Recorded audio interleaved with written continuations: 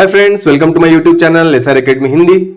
तो हम लोग RRB junior Hindi translator exam की प्रिपरेशन कर रहे हैं और इस सीरीज में जनरल इंटेलिजेंस यानी रीजनिंग का छठा वीडियो है, जिसमें हम लोग कौन सा टॉपिक देखने वाले हैं, स्टेटमेंट एंड अजम्पशन और आर्गुमेंट्स और कंक्लूजन। तो आइए आज का वीडियो शुरू करते हैं। और अगर आप लोग चैनल पे नए हैं तो चैनल को जरूर से जरूर सब्सक्राइब कर लीजिएगा। तो स्टेटमेंट बेस्ड रीजनिंग के क्वेश्चन रहते हैं, जिसमें आपका एजम्पशन दिया रहेगा या आर्गुमेंट दिया रहेगा या फिर कंक्लूजन दिया रहेगा। आपको बताना रहेगा कि कौन कौन से उसके जो ऑप्शन है वो फॉलो हो रहे हैं।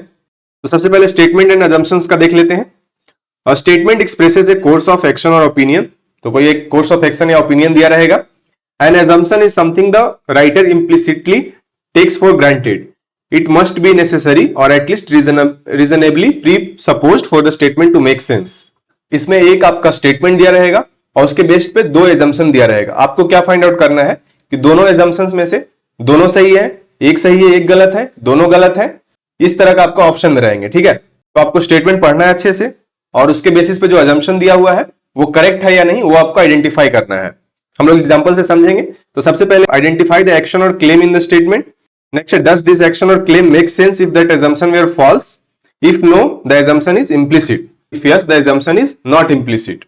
Use the negation test. Negate the assumption. If negation makes the statement absurd or meaningless, the assumption is implicit. आपको एग्जांपल से अच्छे से समझ में आएगा। ट्रिक्स क्या है? Is the assumption necessary for the action to succeed? अगर yes है तो implicit हो जाएगा statement. Avoid picking value judgments और extra facts not needed for the statement. तो आपको खुद से दिमाग नहीं लगाया, जितना दिया गया है उसी पे आपको डिसीजन लेना है। Don't confuse a likely consequence with an assumption. Only pick what the statement requires. तो जो आपको दिया गया है बस उसी में आपको दिमाग लगाना है, फालतू का इधर उधर का नहीं सोचना है अपने जनरल नॉलेज के बेसिस पे। एग्जाम्पल से समझिए। एक स्टेटमेंट दिया हुआ है, the school will start a free remedial class for weak students. ठीक है, ये स्टेटमेंट दिया गया है। इसके बेसिस पे आपका दो एजम्पशन दिया गया है। पहला है, some students in the school are weak. तो स्टेटमेंट के बेसिस पे आप समझ सकते हैं कि अगर कुछ स्टूडेंट तो वीक होंगे तभी रिमेडियल क्लास चलाया जा रहा है, तो ये स्टेटमेंट आपका सही हो जाएगा।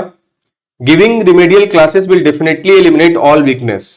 तो ये तो मतलब हमेशा ट्रू नहीं होगा। रिमेडियल क्लासेस स्कूल चला रहा है, बट इसका मतलब ये नहीं होगा कि रिमेडियल क्लास चलाने से सारे वीक स्टूडेंट स्कूल से खत्म हो जाएंगे। तो ऐसा तो नहीं है। तो पहला आपका सही है, दूसरा गलत है। मतलब ए आपका इंप्लिसिट है, बी नहीं है। Why? If no students were weak, the program could be pointless. तो ये आपका नेसेसरी है। B is too strong, मतलब the statement doesn't guarantee certainty, इसलिए सेकंड स्टेटमेंट आपका गलत हो जाएगा। नेक्स्ट देखिए, स्टेटमेंट है, the municipality will impose a congestion charge to reduce peak hour traffic।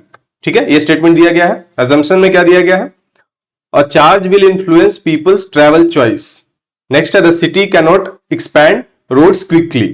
तो ये लगाया है इसलिए गया है कंजेशन चार्ज, ताकि जो लोग हैं वो फालतू का ट्रेवल कम कर सके। तो charge will influence peoples travel choices, ये सही हो जाएगा।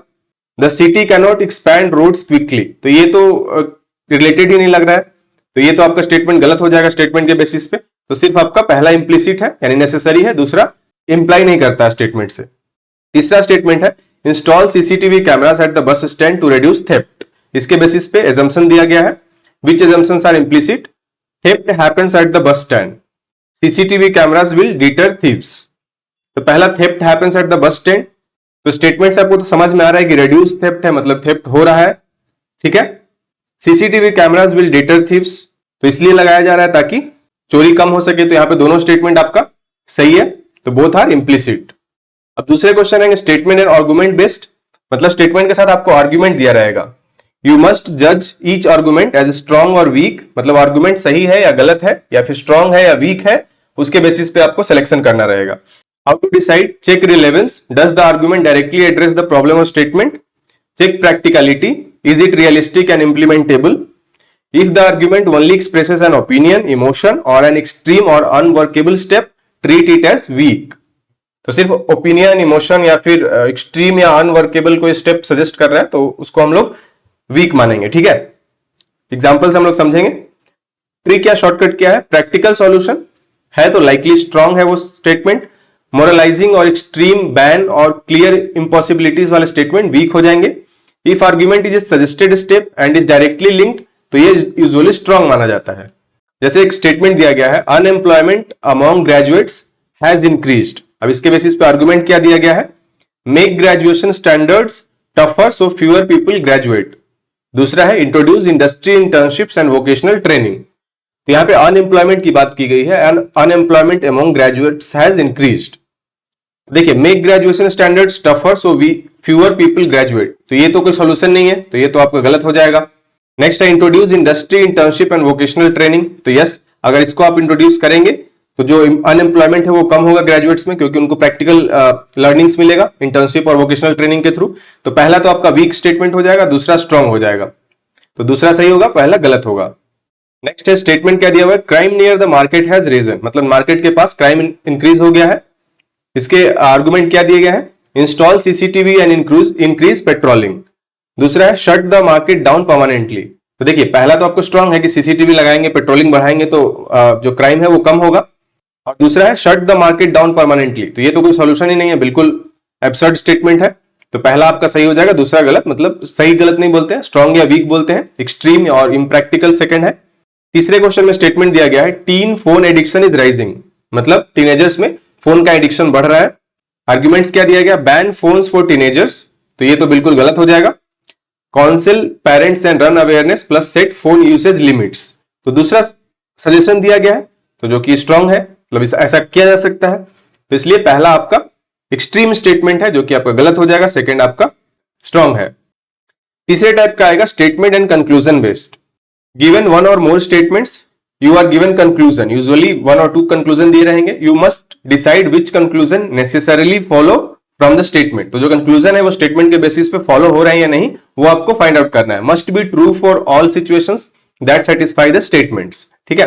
मेथड्स टू सॉल्व, आप वेन डायग्राम बना के फॉर कैटेगोरिकल स्टेटमेंट्स ऑल सम या नो करके ऐसा कुछ आता है, तो आप वेन डायग्राम बना के उसको देख सकते हैं कि कौन सा स्टेटमेंट कौन सा कंक्लूजन फॉलो हो रहा है या नहीं हो रहा है। Counter example test, try to find a scenario where the statements are true but the conclusion is false, ठीक है। If you can the conclusion doesn't follow. For if then statement use logical rules like contrapositive, हम लोग example से समझेंगे। Important logical rules from all A are B and all B are C means all A are C. तो अगर बोला गया है कि all A are B and all B are C, all A are B and all B are C, तो all A are C हो जाएगा, ठीक है।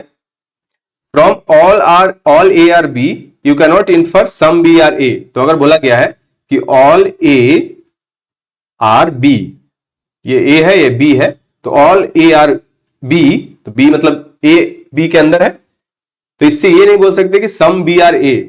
तीसरा some A are B doesn't imply all B are A, अगर बोला गया some A are B it doesn't imply all B are A, ठीक है। From if A then B, अगर इफ ए देन बी है मतलब कि इसका मतलब हो जाएगा कि ए नहीं है तो बी भी नहीं है, ठीक है। और इसका उल्टा भी संभव नहीं है कि बी देन ए भी नहीं होगा यहां पे, ठीक है। तो इसको भी आपको ध्यान में रखना है। एग्जाम्पल देख लेते हैं। Statement all doctors are graduates, all graduates are literate. Conclusion क्या है, all doctors are literate, some graduates are doctors.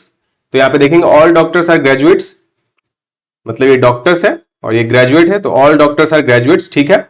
All graduates are literate, तो यहां पे ऑल ग्रेजुएट्स आर लिटरेट। अब कंक्लूजन क्या दिया गया, ऑल डॉक्टर्स आर लिटरेट, ठीक है। तो all doctors are literate, doctor देखिए यहां पे लिटरेट के अंदर आ रहा है, तो ये आपका तो सही स्टेटमेंट हो जाएगा। सम ग्रेजुएट्स आर डॉक्टर, तो जैसा कि हमने देखा था if all A are B you can not infer some B are A, तो उसी तरह यहां पे सम ग्रेजुएट्स आर डॉक्टर्स, ये आपका रॉन्ग हो जाएगा। तो सिर्फ पहला आपका फॉलो करता है, दूसरा नॉट नेसेसरीली फॉलो। नेक्स्ट है if it rains the ground becomes wet. Conclusion if the ground is not wet it did not rain, if the ground is wet it rained. तो यहां से अगर आप देखेंगे कि इफ ए देन बी, तो इसका हमने देखा था कि if not A equal to not B हो जाएगा। तो if it rains the ground becomes wet, if the ground is not wet it did not rain, तो ये आपका सही हो जाएगा, फॉलो करेगा statement. If the ground is wet it rained, तो इसका उल्टा सही नहीं होगा, कोई जरूरी नहीं है कि रेन हुआ है तभी ग्राउंड वेट होगा। तो पहला आपका फॉलो करेगा, सेकंड आपका फॉलो नहीं करेगा। तीसरा स्टेटमेंट है all roses are flowers, some flowers are fragrant. तो कंक्लूजन में क्या दिया गया है, some roses are fragrant, some fragrant things are roses. तो ऑल रोजेस आर फ्लावर्स, तो all roses are flowers and some flowers are fragrant. ये some flowers are fragrant, ठीक है। तो कंक्लूजन में सम रोजेज आर फ्रेगनेंट, तो ऐसा कुछ कह नहीं सकते कि some roses are fragrant, some fragrant things are roses, ये भी नहीं बोला जा सकता। तो दोनों स्टेटमेंट आपके रॉन्ग हो जाएंगे, neither of them follows necessarily. अब कुछ प्रीवियस ईयर क्वेश्चंस देख लेते हैं। दिए गए कथन पर विचार करें और निर्णय लें कि दी गई धारणाओं में से कौन सी धारणा या धारणाएं कथन में निहित है। एक नोटिस बोर्ड में लिखा है, यह संपत्ति भारत सरकार की है, अतिक्रमण करने वाले पर कार्रवाई की जाएगी। इसके बेसिस पे धारणा यानी अजम्पशंस क्या दिया गया है, अतिक्रमण की अनुमति है। दूसरा है अभियोजन दंड का सबसे निवारक रूप है। तो अतिक्रमण की अनुमति ऐसा तो स्टेटमेंट में कहीं भी मेंशन नहीं है और इससे कुछ निकलता भी नहीं है, क्योंकि अतिक्रमण की अनुमति होती तो कार्रवाई नहीं की जाती, तो ये आपका गलत हो जाएगा। अभियोजन दंड का सबसे निवारक रूप है, ऐसा तो कहीं भी स्टेटमेंट से हमारा निकल के नहीं आता, तो ये भी गलत हो जाएगा। तो न तो धारणा 1 और न ही 2 निहित है। दिए गए कथन पर विचार करें और बताएं कि दी गई धारणाओं में कौन सी धारणा या धारणाएं कथन में निहित है। कथन क्या है, सुमित एक थिगना यानी कम लंबा आदमी है। धारणा है, सुमित के पिता की लंबाई 5 फीट 2 इंच है। दूसरा धारणा क्या देगा, 5 फीट 4 इंच से कम कोई भी लंबाई पुरुषों के लिए कम मानी जाती है। तो बताया गया है कि सुमित की लंबाई कम है, वो एक कम लंबाई वाला आदमी है, लेकिन सुमित के पिता की लंबाई 5 फीट 2 इंच है। ये तो कहीं भी स्टेटमेंट से कुछ भी रिलेटेड नहीं है और न ही कोई स्टैंडर्ड दिया गया है कि मतलब कितनी लंबाई होनी चाहिए या फिर कुछ, तो ये तो बिल्कुल फॉलो नहीं करता है। 5 फीट 4 इंच से कम कोई भी लंबाई पुरुषों के लिए कम मानी जाती है। तो स्टेटमेंट के बेसिस पे तो ऐसा कुछ बोल नहीं सकते, तो दोनों स्टेटमेंट आपका रॉन्ग हो जाएगा। न तो धारणा ए और न ही बी निहित है। अगला क्वेश्चन है, दिए गए कथनों और निष्कर्षों को ध्यानपूर्वक पढ़ें, यह मानते हुए कि कथनों में दी गई जानकारी सही है, भले ही यह सामान्य रूप से ज्ञात तथ्यों से भिन्न हो। यह तय करें कि दिए गए निष्कर्षों में से कौन सा या से निष्कर्ष तार्किक रूप से कथनों का अनुसरण करता है या करते हैं। कथन क्या है, कुछ अंगूठियां रत्न है, ब्रेसलेट एक अंगूठी है। और निष्कर्ष क्या दिया गया है, कुछ रत्न अंगूठियां हैं, कुछ ब्रेसलेट रत्न है। तो देखिए, कुछ अंगूठियां रत्न है, मतलब ये अगर अंगूठी है और ये रत्न है तो कुछ अंगूठियां रत्न है। ब्रेसलेट एक अंगूठी है, तो ब्रेसलेट यहां पे रखते हैं, ब्रेसलेट एक अंगूठी है, ठीक है। अब निष्कर्ष पे आते हैं, कुछ रत्न अंगूठियां हैं, तो यहां पे हो जाएगा कुछ रत्न तो ये अंगूठियां हैं, करेक्ट है। कुछ ब्रेसलेट रत्न है, तो ब्रेसलेट यहां है, रत्न यहां है, तो ब्रेसलेट और रत्न में तो ऐसा कोई रिलेशन नहीं होगा, तो सिर्फ निष्कर्ष एक अनुसरण करता है, सेकंड आपका अनुसरण नहीं करता है, तो ये आपका सही आंसर हो जाएगा। तो इसी तरह के क्वेश्चन अगर स्टेटमेंट और अजम्पशन या कंक्लूजन बेस्ड आते हैं तो इसी तरह के प्रश्न आपके एग्जाम में आएंगे, तो इसको आप आराम से कर लीजिएगा, ज्यादा कुछ टफ इसमें नहीं होता है। तो आज की वीडियो में इतना ही। अगर आपको वीडियो इन्फॉर्मेटिव लगा तो वीडियो को लाइक कीजिएगा, शेयर कीजिएगा और चैनल को जरूर से जरूर सब्सक्राइब कर लीजिएगा। थैंक यू सो मच, जय हिंद।